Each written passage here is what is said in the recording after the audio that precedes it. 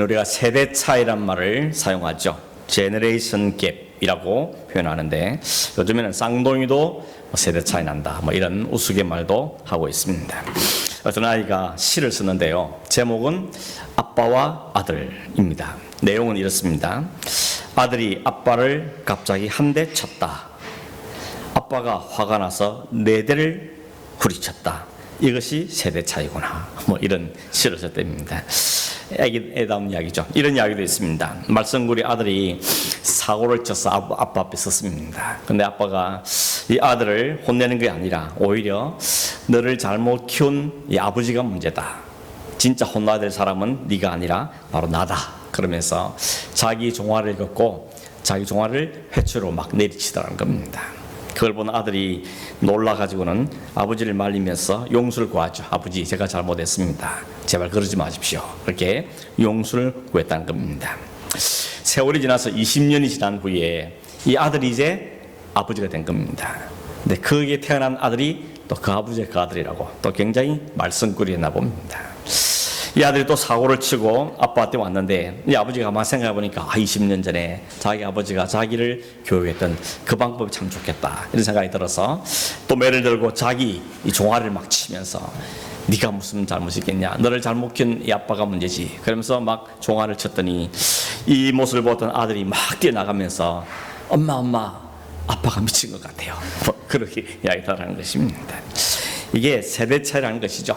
생각이 다르고 보는 눈도 다르고 느낌도 다르고 다 다른 것을 우리는 세대 차이다, 이렇게 이야기합니다.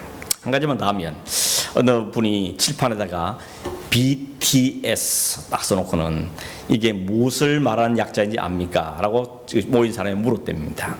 BTS가 뭐죠? 피부 관리 관심 많은 사람이 딱 보더니 보톡스, 이렇게 대답을 하더랍니다. 음악에 관심 많은 분은 말하기를 비틀스 아닙니까? 이렇게 물어보고, 어느 신학교 학생은 봅니다. 딱 보더니 BTS, 베프티즘입니다, 이렇게 대답을 합니다. BTS가 뭐죠? 네? 방탄소년단. 이렇게 말하신 분은 이제 세대 차이 나는 분들인 거죠. 세계적으로 유명한 아이돌을 소개하려고 써놨더니 사람들이 다 제각기 해석이 다르다는 것입니다. 오늘 우리가 성경 이 10절에 보면 이 세대, 제너레이션이라는 말이 2번 나옵니다. 10절 말씀 다시 한번 보시죠.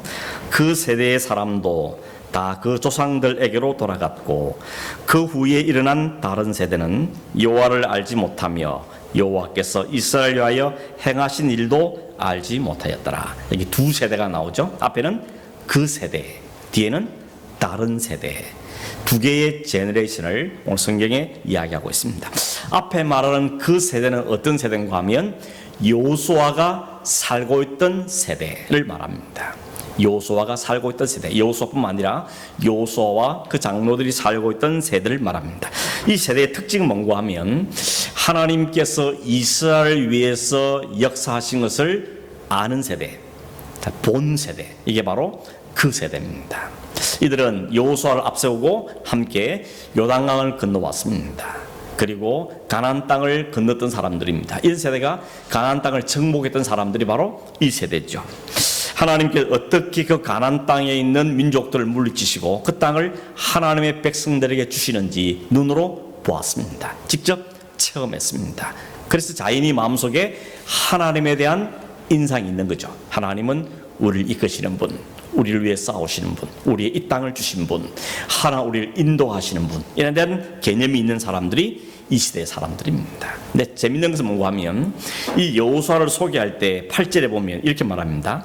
여호와의 종, 눈의 아들 여호수아, 이렇게 말합니다. 여호와의 종이라는 단어가 모세한테도 써 있는데 모세한테 17번 사용되고 이 여호수아에게는 2번 사용되고 있습니다. 여러분, 종이라는 게 뭐죠? 종은 뭡니까? 한마디로 말하면 자기는 없고 자기 뜻, 자기 고집, 이건 아니고 주인이 시키는 대로 하는 사람이 엄기 말해 종인 것이죠. 자기 생각이 없습니다. 자기 뜻, 자기 주장, 자기 고집 없습니다. 주인이 원하고 주인이 시키는 대로 순종하는 게 바로 종인데, 여호수아와 모세가 여호와의 종이란 말은 그들은 여호와의 뜻, 여호와의 말씀에 오직 순종한 사람들이었다 하는 걸 강조하기 위해서 여호와의 종 모세, 여호와의 종 요소라는 겁니다. 사람의 종이 아닙니다. 하나님의 종이라는 것이죠. 하나님이 급하는 것, 하나님이 원하시는 게 초점을 딱 맞추고 그 뜻에 온전히 순종한 사람이 됐다는 겁니다. 그런데 그런 요수아가 죽었다는 거죠. 여호와를 바라보고 여호와의 말씀에 순종한 그 사람이 죽었다는 겁니다. 그리고는 새로운 세대가 일어났다는 거죠. 우리는 이 세대를 뭐라는 거예요? 흔히 다음 세대라 그러죠. Next generation 이렇게 표현합니다. 다음 세대, Next generation. 그런데 오늘 성경은 Next generation이라는 말을 다른 말로 말하기를 Another generation이라고 그러죠. 다른 세대라고 말합니다. 다음 세대인데 이 다음 세대는 전 세대와는 전혀 다른 세대라고 말하는 겁니다. 뭘 다르죠? 생각이나 가치관이나 목표하는가 그 삶의 모든 것이 전혀 다르다는 겁니다. 그저 문화가 다른 게 아닙니다. 언어가 달랐다는 게 아닙니다. 그들은 중요한 다른 점이 있다는 걸 이야기하고 있는 것입니다. 이 여호수아 죽은 일에 일어난 이 다른 세대의 특징을 10절에는 이렇게 말합니다. 여호와를 알지 못하고 여호와께서 이스라엘에 하신 일도 알지 못하는 세대, 이게 그 다음 세대인 이 Another Generation의 특징이라고 성경은 우리에게 이야기하고 있는 것입니다. 그러니까 앞 차이가 뭐죠? 다른 차이도 많이 있겠지만 뭐 나이 차이도 있고 차이가 있겠지만 가장 중요한 차이는 뭔가 하면 하나님을 아는 세대와 하나님을 모르는 세대, 하나님이 행하신 일을 보고 경험하고 알고 믿는 세대와 그걸 경험하지 못하고 알지 못하는 세대, 이 세대로 나눈 것이 오늘 그 세대와 다음 세대의 차이점으로 말한다는 것입니다. 그러니까 단지 나이가 많다 적다 이걸 말하는 게 아닙니다. 어느 시대에 살았느냐 그게 문제는 것이 아니라 그 세대의 중심에 센터에 누가 있느냐는 것이죠. 앞선 세대는 하나님이 그 중심에 있던 세대였고 하나님이 앞서간 세대였고 그 다음이라는 세대는 하나님이 없는 세대. 하나님 없으면 누가 있습니까? 자기가 있는 것입니다. 내 욕심, 내 고집, 내 생각, 내 관점, 이것이 언제나 중심에서 그대로 살아가는 세대가 바로 다음 세대, 이 Another Generation이라고 성경은 우리에게 이야기하고 있는 것입니다. 여러분, 하나님을 알지 못한다 혹은 하나님이 행하신 일을 모른다는 게 중요합니까? 중요하죠. 중요한 게 아니고요, 심각한 겁니다. 하나님을 모른다, 하나님이 오늘도 무슨 일을 하시는지 뭘 하시는지 어떤 하나님인지를 모른다는 것은 그냥 중요한 문제인 거 아니고 이건 심각한 문제입니다. 왜냐하면 이스라엘 백성들이 왜 망했죠? 호세아 4장 6절 말씀을 보십시오. 이렇게 기록되어 있죠. 내 백성이 뭐가 없으므로? 지식이 없으므로 망하였다. 무슨 지식이겠습니까? 하나님에 대한 지식이 없어서 망했다는 겁니다. 하나님을 모른다, 하나님이 행하시는 일을 알지 못한다, 그래서 그냥 지식적으로 모른다는 수준이 아니고 그것 때문에 하나님의 백성들이 망했다는 겁니다. 그만큼 하나님을 안다 모른다는 것은 너무도 심각한 문제라는 것입니다. 다시 물어보겠습니다. 하나님의 백성들이 진짜 하나님을 몰랐을까요? 하나님이 누구신지 뭘 하시는지 하는 걸 몰랐을까요? 모르지 않았을 겁니다. 지식적으로는 분명히 들었을 겁니다. 알았을 겁니다. 그런데도 성경은 모른다고 말한 이유가 뭐겠습니까? 그 말은 지식적으로 아는지 모르지만, 눈으로 보아서 아는지 모르지만, 그러나 그것을 믿지 않았다는 거죠. 그거에 순종하지 않는다는 겁니다. 그 말씀대로 살지를 않았다는 의미를 갖고 있는 겁니다.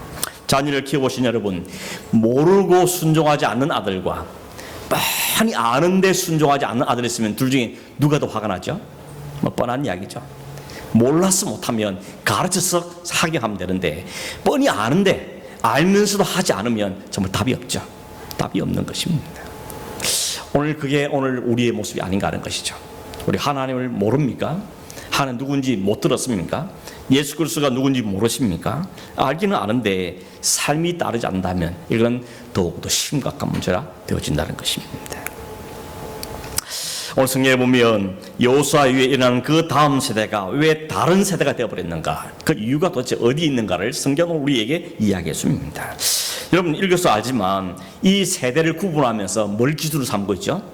여호수아가 죽은 이유와 살아있을 때와 죽은 이유, 여호수아의 죽음을 기준으로 그 이전 세대와 다음 세대를 구분하고 있는 걸 볼 수 있습니다. 이 말은 여호수아 죽었다는, 여호수아 죽나든 말이 아니라 여호수아 죽음의 그 의미를 담고 있는 이야기를 하는 것이죠. 여러분, 여호수아가 죽고 나서 일어난 세대는 다른 세대가 되어버렸다는 것은 신앙이 개성이 안 됐다는 의미겠죠. 오늘 우리도 그런 일들이 많이 있지 않습니까? 부모 세대에는 너무 신앙생활 잘하던 집안이었습니다. 너무 신앙을 착실히 하고, 저 집안은 너무 믿음의 집안이다 그랬었는데, 그 부모가 돌아가시고 나자마자 그 나이 자녀들은 다 뿔뿔이 흩어지면서 신앙생활을 하지 않습니다. 얼마나 안타까운 일인지 모르는 것입니다. 근데 여러분, 더 기가 막히는 뭡니까?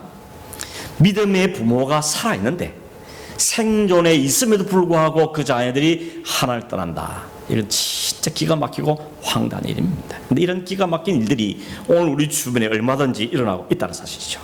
부모님 오늘도 여전히 신앙생활을 합니다. 주일 예배를 빼먹지 않습니다. 하루 종일 교회에서 봉사도 합니다.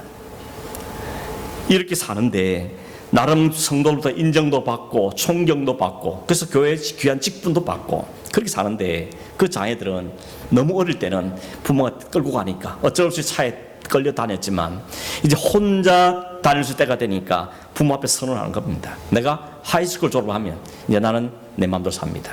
더 이상 나를 간섭하지 마십시오. 이렇게 선언해버린 자녀들이 있는 가정들이 있죠. 얼마나 안타까운지 모르는 것입니다. 정말 청천벽력한 선인이 알 수가 없는 것입니다. 왜 그렇게 됐을까? 오늘 이 세대는 믿음의 삶을 살기 너무 어려운 세대가 점점점 되어져 가고 있죠.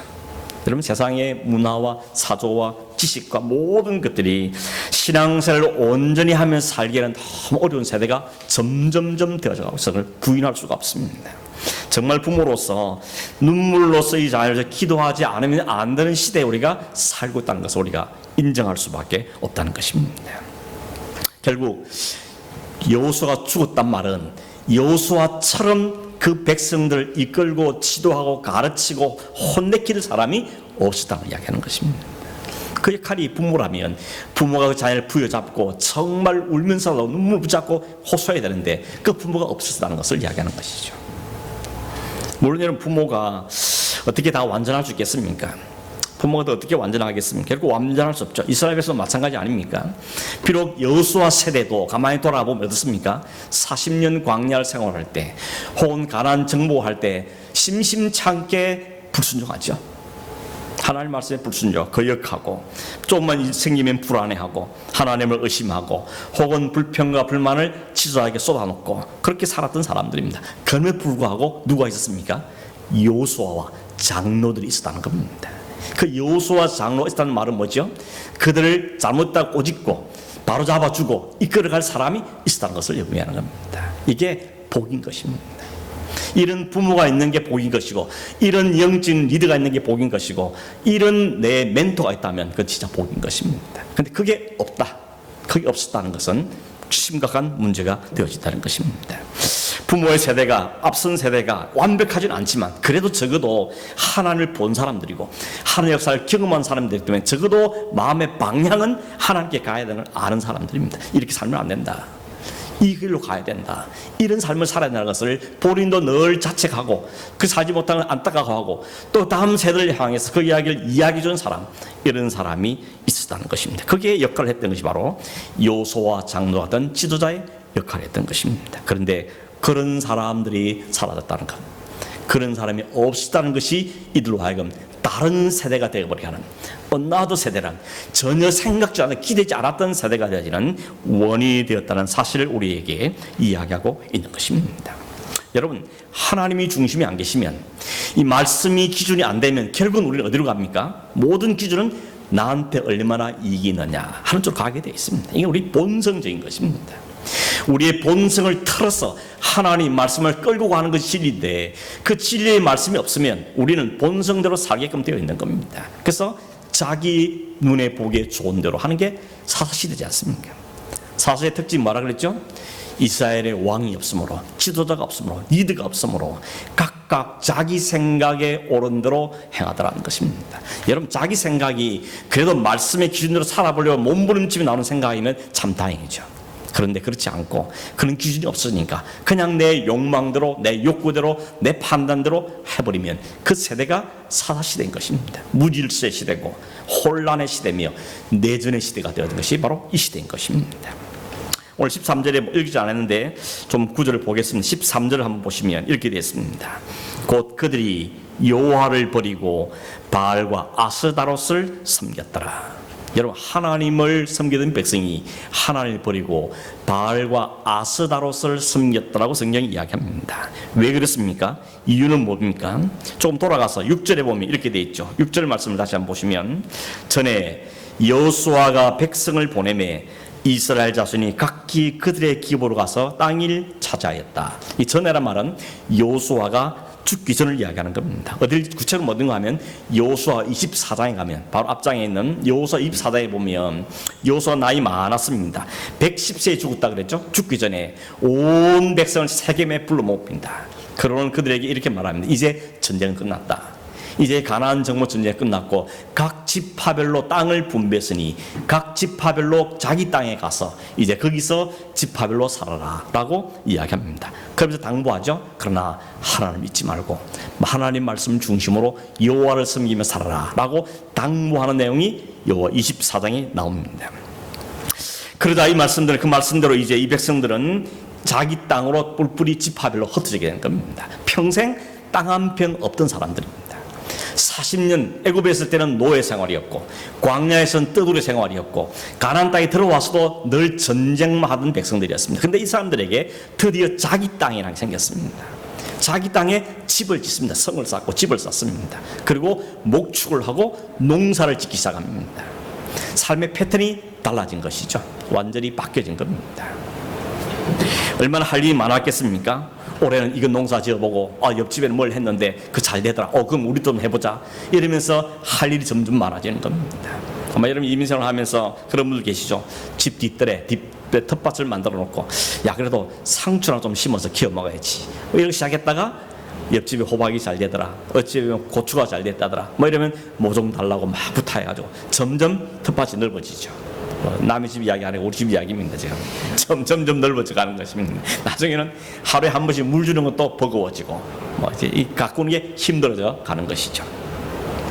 아마 이스라엘 백성은 그랬을 겁니다. 처음 접은 농사인데 해보니 재밌거든요. 1년 지났는데 수확이 막 생깁니다. 그걸 나눠 먹기도 하고 이 즐거움에 취하기 시작합니다. 그러면서 좀 더 농사가 잘 되길 바라고 이런 마음이 점점점 생기고 할 일도 많아지고 즐거움도 많았을 겁니다.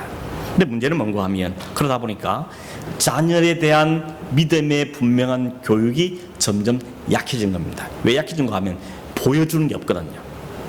하나님의 역사를 그들은 봤잖아요. 만나가 막 내리고 매출하기가 떨어지고 가나안 정복하면 성들이 막 무너뜨리는 걸 보면서 체험적인 삶을 살았는데 이제 그런 체험적인 삶은 사라져 버렸고 이제 안정된 생활 속에서 그냥 매일 먹고 농사 짓고 이제 1년 상적인 삶을 반복되다 보니까 삶이 평안해지다 보니까 자녀들에서 심각한 이런 신앙교육을 하는 것이 점점점 어려워지게 된 것입니다. 어쩌면 우리 이민 사회도 이런 일이 많지 않는 걸 생각을 해보게 되십니다. 처음 이민 오신 분들이 자녀들을 위해서 나는 말도 잘 안 통하고 일할 수 있는 건 별로 없고 그래서 어쨌든 할 수 있는 걸 찾아서 이 자녀들을 위해서 혼신을 다해서 자녀들을 키웠죠. 공부를 시키고 아이들이 학교를 가고 대학을 가고 졸업을 하고 직장을 갖고 가정을 이루고 그런 가운데 열심히 살아왔습니다. 근데 오늘 우리의 문제 동일한 문제가 생기고 있는 것입니다. 너무 일하느라 바빴어. 너무 일에 바빠서 하다 보니까 자녀들의 영적인 상태를 잘 점검해 준 데는 다소 소란감이 없잖아 있는 것이죠. 결국 그것이 어떤 문제를 나게 되죠? 세대가 다른 세대로 가는 기대고 말았다는 것입니다. 우리가 부모로서 저도 그렇지만 자녀들이 잘 공부할 수 있는 환경을 만들어주고 또 그 사람 잘하는 그 발견해서 그걸 뒷바라지 해주고 스포트 해주고 하는 건 너무 중요한 일이죠. 우리 자녀들에게 기대를 갖고 사는 건 너무 당연한 일이고 필요한 일입니다. 근데 여러분 그러면서 그 가운데도 우리가 놓치지 말아야 있다는 것이죠. 가장 중요한 것은 이들의 영적인 환경도 우리가 잘 돌아봐야 했다는 것입니다. 이들이 우리 세대보다도 더 하나님을 사랑하고 나보다 하나님 더 믿음으로 살고 나보다 하나님 더 기쁘게 해드리고 하나님 나는 이 정도밖에 못하지만 이 자녀는 하나님에 더 열심히 살 수 있는 그런 기대감을 갖고 우리가 살고 있다면 그 환경들을 만들어주는 게 정말 필요한 것입니다. 그런 환경을 만들어준 것은 오래가지 않습니다. 얼마 안 돼서 부모의 한계를 벗어나게 되어 있는 것입니다. 여러분 자녀들은 안전합니까? 말씀으로 잘 자라고 있다고 확신 드십니까? 한 번씩 영적인 상태를 점검해 보고 계십니까? 아니면 그냥 방치해 두고 계십니까? 교회 가니까, 주일학교 가니까, 학생부 가니까, 청부 가니까 그걸로 다 된 것 같습니까? 그렇지 않습니다. 우리는 좀 더 심각한 마음들 가져야 되는 것입니다. 여러분 그렇지 않으면 어떤 결과가 왔습니까? 이것이 오늘 성경에 우리에게 보여주죠. 11절 12절 한번 보십시오. 이스라엘 자손이 여호와의 목전에 악을 행하여 바알들을 섬기며 애굽 땅에서 그들을 인도하여 내신 그들의 조상들의 하나님 여호와를 버리고 다른 신들 곧 그들의 주위에 있는 백성의 신들을 따라 그들에게 절하여 여호와를 진노하게 하였다는 겁니다. 이들이 낳은 결과가 뭔가 하면 하나님의 진노를 샀다는 것입니다. 왜 이들은 하나님을 버리고 바알과 아세라를 섬겼을까요? 그 이유가 어디에 있습니까? 바알과 아세라 신을 섬기던 이유는 뭔가 하면 그 신들이 농사를 잘 되게 하는 신이었기 때문에 그렇습니다. 바알 신은 남신인데 비를 주관하는 신입니다. 아세라는 여자 신인데 풍요와 사랑의 여신이라 이렇게 알려져 있습니다. 그렇게 되는 환경이 뭐입니까? 결국 이스라엘의 그전에는 광야에서 살 동안은 농사를 안 지었습니다. 그러니까 농사를 잘 되게 하는 신에 대해서 관심이 없을 수 있습니다. 근데 이제는 정착을 했습니다. 이제 주어로 하는 것이 농사를 지어야 됩니다. 그러니 비가 와야 되고 농사가 잘 돼야 되기 때문에 그 가나안 땅 사람들이 섬기고 있는 바알과 아스타로 신에게 자기들도 도움을 청하는 것이죠. 광야에 우리 이들 같은 그 하나님 말고 이제 이 땅에서 비를 가져줄 수 있는 그 신이 그들에게 필요했다는 겁니다. 결국 뭐죠? 자신들의 잘됨과 유익을 위해서 하나님보다도 어쩌면 하나님을 완전히 미루는 건 아니지만 이 농사 잘 되기 위해서는 이 신도 필요하다고 생각한 것이 이들의 문제점이었다는 것입니다.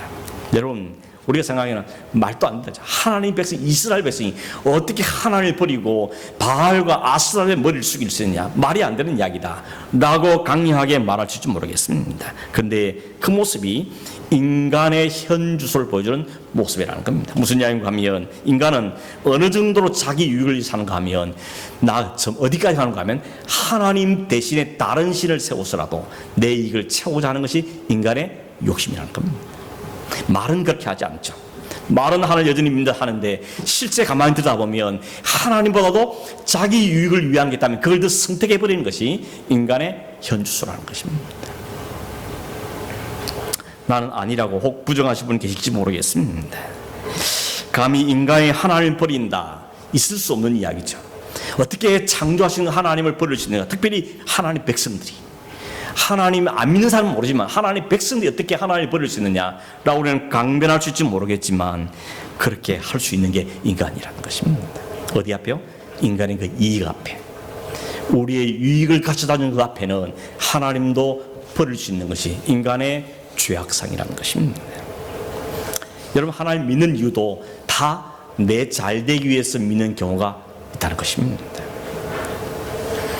하나님의 영광을 위해서 존재하는 우리라고 우리가 알고는 있지만 사실 듣고 열어보면 하나님의 영광을 위해서 내가 존재하는 것이 아니고 나의 영광을 위해서 하나님도 계셔야 되는, 이렇게 될 수 있다는 것을 말하고 있는 것이죠. 하나님의 그리스도의 은혜와 사랑을 우리는 자꾸만 우리의 유익과 복과 만족과 문제 해결과 이런 분으로 존재케 할 수 있다는 사실을 우리에게 보여주고 있는 것입니다. 이스라엘 백성이 그랬던 겁니다. 농사가 잘 되기 위해서는, 이 땅에 좀 풍요를 살기 위해서는, 기근을 면하기 위해서는, 비가 오기 위해서는 저 신들에게도 우리가 도움을 좀 받아야 된다 라고 생각을 했다는 것입니다. 그 결과가 뭐라 그랬죠? 하나님의 진노입니다. 하나님의 진노를 사게 됐습니다. 하나님의 진노 어떻게 나타났습니까? 그들이 가나안 땅에 남겨뒀던 그 이방 민족들이 이스라엘을 짓밟히고 괴롭힙니다. 그래서 15절에 보면 괴로움이 심하였다고 이야기하고 있습니다. 세 단어가 중요합니다. 진노하시고, 하나님 그들을, 이스라엘 백성들 다른 백성에게 팔아 넘기시고, 그들 중에는 심히 괴로움이 찾아왔다는 겁니다. 이게 다른 세대가 겪고 있는 모습이라는 겁니다. 삶이 고통스럽고 이방 민족의 압제와 약탈이 너무 심하니까 그들은 그제서야 하나님을 찾습니다. 하나님께 부르짖죠. 살려달라고 부르짖습니다. 그때 하나님께서는 사사를 세우셔서 그들을 노략자의 손에서 건져내 주십니다. 16절 17절 말씀을 보시면 16절 끝에 보면 여호와께서 사사들을 세우사 노략자의 손에서 그들을 구원하게 하셨으나 벗이죠, 구원하게 하셨으나 17절에 그들이 사사들에게도 순종하지 않고 오히려 다른 신들을 따라가 음행하며 그들에게 절하고 여호와의 명령을 순종하던 그들의 조상들이 행하던 길에서 속히 치우쳐 떠나서 그와 같이 행하지 아니하였더라. 하나님께서 사사를 세워서 그들을 어려운 가운데 건져주시면 그 다음에는 그리 안기 위해서 몸부림을 쳐야 되는데 오히려 그 사사들의 말에도 순종치 않고 오히려 다른 신들 따라 음행하고 절한다 그죠. 어려울 때는 살려달라고 요청했지만 그러나 그 어려움이 살짝 꺾고만 되면 다시 돌아가더라는 것입니다. 그래서 여러분 사사기에서 가장 계속 반복되는 단어가 뭔지 아십니까? 또, 다시, again 이란 말이 사사기에 계속 등장합니다. 살만하면 또 옛날로 돌아오고 좀 나아지면 또 다시 돌아가고 이 again이라는 단어가 계속 반복해서 등장한다는 것입니다. 오늘 우리도 그렇지 않습니까? 건강에 어려우시면 찾아오면 하나님께 간절히 기도합니다. 그런데 괜찮아지면 또 어느 틈인가 잊어버리죠. 자녀에게 문제가 생기면 하나님께 간절히 기도합니다. 차라리 나에게 어려움을 주시고 그러면서 간절히 기도하지만 좀 괜찮아지면 또 다시 돌아가죠. 경제적인 문제가 생기면 또 부르짖다가 나 괜찮아지면 또 돌아가고 우리의 삶에도 이 again 또 다시라는 게 계속 반복되어져 가고 있다는 것입니다. 여러분 오늘 이 사사시대가 그렇기 때문에 이 400년의 기간 동안 쳇바퀴 돌듯이 반복되는 어려움을 겪게 되는 것입니다. 하나님께 부르짖으면 사사를 보내서 구원해 주지만 또다시 돌아가고 또다시 돌아가고 또다시 돌아가므로 그들에게 약 400년 동안 끊임없이 이방의 침입이 이방의 압제를 계속 받게 되는 것. 때로는 7년, 때로는 40년 이런 세의 어려움을 겪게 되더라는 것입니다. 그대로 오늘 성경에서 이 사사를 통해서 가지는 진짜 놀랍고 감동적인 사실을 뭔가 하면 하나님이 부르짖을 때마다 들어주더라는 것입니다. 저 같으면 안 들어줍니다. 그렇죠? 여러분과 들어주겠습니까? 똑같은 짓을 또 하고 또 하고 또 하고 또 하고 계속 반복하는데 이제는 못 들어준다. 이런 것이 우리 마음이 아니겠습니까? 근데 하나님은 묻지도 않고 따지지도 않고 또 그냥 구원해 주십니다. 또 사사를 보내서 또 구원해 주십니다. 이게 얼마나 이 말씀을 보면서 감격스러운지 몰랐습니다. 만약 하나님이 차곡차곡 쌓아두고 계산하고 따진다면 마지막 계산할 때 이걸 왕창 내놓는다면 정말 할 말이 없는데 하나님은 또 잊으시고 회복시키시고 또 용서하시고 그 뒷일은 기억도 안 하신다 그러잖아요. 이 하나님이 우리를 향하신 태도인 것입니다. 부모님들이 좀 비슷하긴 하죠. 자녀들이 또 잘못해도 또 아빠 용서해 주세요, 엄마 용서해 그러면 또 봐주고 또 봐주고. 근데 우리는 폭발할 때 있지 않습니까? 이제 못 참아 이제. 이게 더 이상은 못 참아. 한계야. 이렇게 있는데 하나님은 성경에 그러죠. 자기들을 자백하면 미쁘시고 어루서 우리 모든 죄를 용서하시고 동해에서 서가 문 것처럼 기억도 안 하겠다. 이게 하나님의 놀라우신 은혜인 것입니다. 이 하나님의 은혜가 없으면 우리는 어떻게 되겠습니까? 사사가 누구죠?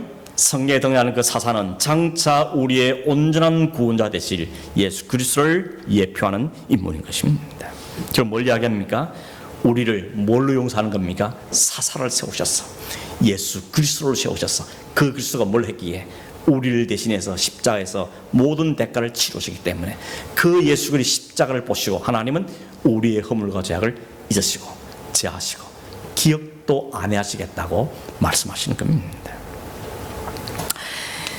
이것이 하나님의 은혜인 것이죠. 이 은혜 때문에 우리가 살고 있고 우리 자녀들이 살 수 있는 겁니다.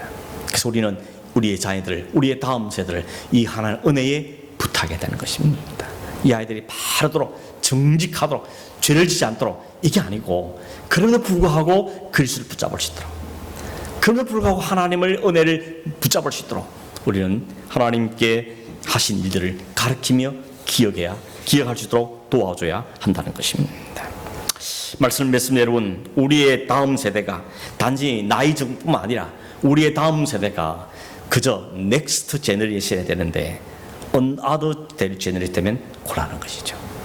오히려 반대로 우리가 못했던 것을 그들이 하고 우리가 꿈만 꾸었던 걸 그들이 해내고 우리가 그냥 생각만 했던 것을 그들은 실제로 해내는 걸 보면서 하나님도 크게 영광을 받으시는 페이스 제너레이션, 믿음의 세대가 되도록 우리는 소망을 갖고 있는 것이 아니겠습니까? 소망이 있다면 우리가 해야 할 일은 무엇이겠습니까? 가장 첫 번째, 오늘 성경에 계속 반복하는 것은 여호수아가 그랬던 것처럼 너희들이 다 하나님을 선택하라, 너희에게 다 버려도 나는 여호와를 섬기겠다 하는 말 갖고 백성에게 막 도전했던 그 여호수아와 같이 우리 자녀들이 치질이 말도 안 듣고 우리 다음 세대들이 자꾸 뻗나간 할자로 야 그러면 안 된다. 그러나 그럼에도 불구하고 나는 하나님 섬겨, 나는 하나님 최고야, 나는 하나님 말씀을 사는 사람이야 라는 말로 도전할 수 있는 것이 우리가 해야 할 일인 것이죠. 그게 하나님 말씀을 가르치는 겁니다. 우리가 지식이 많아 자녀를 가르친다는 게 아니고 내가 다 알아서 자녀를 가르치는 것이 아니고 하나님을 알았기 때문에, 하나님을 내 삶에서 경험했기 때문에, 그 하나님 은혜를 내가 누렸기 때문에 내가 아는 그 하나님, 내가 아는 그 그리스도의 은혜를 나누고 그것을 알려주는 게 바로 말씀을 가르치는 것입니다. 뿐만 아니라 이 아이들이, 우리 다음 세대들이 하나님 말씀에 잘 노출되시도록 주일학교 잘 가도록 도와주고 학생회가 잘 가도록 도와주고 뭘 배운지 확인도 하면서 서로 때로는 토론도 하면서 얘들이 하나님 말씀을 떠나지 않도록, 말씀을 떠나는 세대가 되지 않도록 위해서 우리는 힘을 써야 되는 것이 우리가 해야 될 일이라는 것입니다. 여러분 사실 그러면 이 말씀 들으면서 다음 세대를 막 걱정했는데 사실 다음 세대가 문제가 아니고 오늘 우리의 세대가 더 문제라는 생각이 들었던 겁니다. 오늘이 내일을 낳는 거지 않습니까? 이 시대가 다음 세대를 결정하는 것이죠. 보여준 게 없는데, 말해준 게 없는데, 알려준 게 없는데, 본이 된 게 없는데 다음 세대가 우리를 보면서 우리도 저런 세대가 돼야지 이렇게 하겠냐는 것이죠. 그래서 이게 쟤네들 문제가 아니고 내 문제구나, 저 아이들이 문제가 아니고 내가 쓰는 게 더 중요한 거구나 라고 이야기하는 것이죠. 그래서 그런 이야기 하지 않습니까? 듣고 아이들이 배우는 게 아니고 보고 배운다 그러지 않습니까? 보여주진 보는 건 딴 편인데 말로만 하는 거는 안 통하더라고 이야기하고 있는 것입니다. 오늘 여러분 결국 다음 세대에 대한 책임은 오늘 우리가 잘 살아내는데 그게 결론이 있다는 것을 우리에게 보여주는 것입니다. 너무 감사한 것은 부모의 세대가 실패했는데 불구하고 하나님 그 은혜를 붙잡고 기도하면 결국 다시 회복시키더라는 겁니다. 제가 잘 아는 목사님 한 분도 그랬습니다. 가정에 달 되면 설교할 때마다 그 아들 때문에, 그 놈 때문에 설교가 안 되는 겁니다. 가정에서 설교를 하고 해야 되는데 내 아들이 저렇게 있으니까 교회도 안 나오고 있죠. 그러니까 도대체 설교가 안 되는 겁니다. 늘 마음의 한쪽에 부담이 되었던 겁니다. 그래도 불구하고 하나님께 늘 기도하고 눈물로 기도하면서 하나님의 은혜를 붙잡고 기도했는데 그 아들이 결국은 주님께로 돌아오고 지금 목사가 돼가지고 주를 섬기더라는 겁니다. 목사가 됐다는 게 중요한 게 아니라 하나님께 돌아와서 하나님의 신앙이 됐다는 게 얼마나 중요합니까? 하나님 은혜를 주신 거겠지만 부모가 할 일은 뭐였습니까? 끊임없이 포기하지 않고 기도한 것이었죠. 그리고 실망하지 않고 낙심하지 않고 버리지 않고 그 아이들에서 늘 기도한 것이 부모가 했던 일들인 것입니다. 우리 세대가 할 수 있는 건 그거밖에 없는 거죠. 보여주기 위해서 애를 쓰고 말씀대로 살기 위해 몸부림치고 그러면서 끊임없이 기도하는 것이죠. 그래서 우리의 이 넥스트 제너레이션이 another 제너레이션 아니고 페이스 제너레이션으로 믿음의 세대로 잘 서지도록 해가는 게 바로 우리가 해야 될 역할이라는 것입니다. 여러분 다음 세대를 위해서 하는 것이 보이지만 실제 누굽니까? 우리 세대를 위해서 하는 겁니다. 우리 세대를 위해서 하다 보니까 그 세대가 다음 세대에 은혜가 끼쳐지는 것, 결과를 낳게 되었다는 것입니다. 원래 우리의 허물과 약함에도 불구하고 사사를, 메시아를, 그리스도를 세워서 다시 그들을 건져내고 구원하고 회복시키던 것처럼 오늘 우리의 세대도, 우리의 자녀와 우리 세대도 하나의 은혜가 임함으로 하나의 은혜로 잘 세워져가는 오늘 우리의 세대, 다음 세대로 이어져가는 은혜가 있기를 위해서 우리가 기도하며 살아가는 세대 되기를 간절히 바랍니다. 한번 기도하겠습니다. 하나님 아버지 감사합니다. 우리 앞선 세대를 통하여서 오늘의 세대가 있게 하셨는데 하나님 오늘 이 세대보다 더 아름답고 풍성한 세대가 이어지기를 간절히 기도합니다. 하나님을 알고 하나님 하신 일을 분명하게 알고 경험하고 깨달음으로 하나님을 찬송하며 살고 하나님의 버림을 통하여서 괴로움을 당하는 인생이 아니라 하나님에서 누리는 평강을 누리며 감사를 누리며 기쁨과 즐거움으로 주를 더 놀랍게 역사하는 세대들이 일어날 수 있도록 주님 도와주시기를 원하옵고 이를 위해 우리가 먼저 엎드리며 기도하며 말씀에 서 있으며 하나님 자신을 돌아보며 충성된 삶으로 세워져가는 은혜가 있도록 주님 함께하여 주시옵소서. 거룩하신 예수님의 이름으로 기도하옵나이다. 아멘.